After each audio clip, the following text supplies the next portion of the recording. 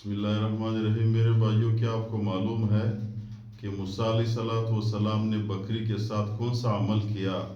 اللہ تعالیٰ کو وہ عمل اتنا پسند آیا کہ موسیٰ علیہ السلام کو نبی بنایا، کلیم اللہ بنایا، برگزیدہ پیغمبر بنایا۔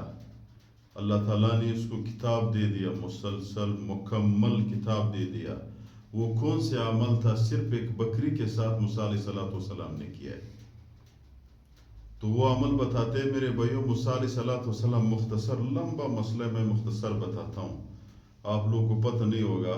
موسیٰ علیہ السلام جب اپنے بکریوں کو چرا رہا تھا تو ایک بکری بھاگ گئی، ریوڑ سے نکل گئی۔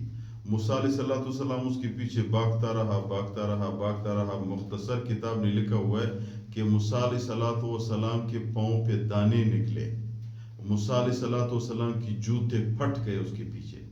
موسیٰ علیہ السلام نے جب اس کو پکڑ لیا تو آپ لوگ کی ذہن میں یہ سوال آئے گا کہ موسیٰ علیہ السلام نے اس کو مارا ہوگا کہ بھئی تم نے مجھے بھی تکا دیا، تکلیف بھی دیا، میرے جوتے بھی پھٹ گئے۔ وہ شعیب علیہ السلام کی ریوڑ کی بکری تھی۔ تو موسیٰ علیہ السلام نے بکری کو پکڑا، گود میں لیا۔ موسیٰ علیہ السلام نے بکری کو بتایا کہ بھئی تم نے اپنے آپ کو بھی تکا دیا، مجھے بھی تکا دیا، اتنے دوڑے، کیا فائدہ؟ بہت پیار سے اس کی پاؤں کو دبانا شروع کر دیا، پیار سے باتیں شروع کی۔ کتاب نے لکھا ہوا ہے اللہ تعالیٰ کو موسیٰ علیہ السلام کی یہ عمل بڑا پسند آیا۔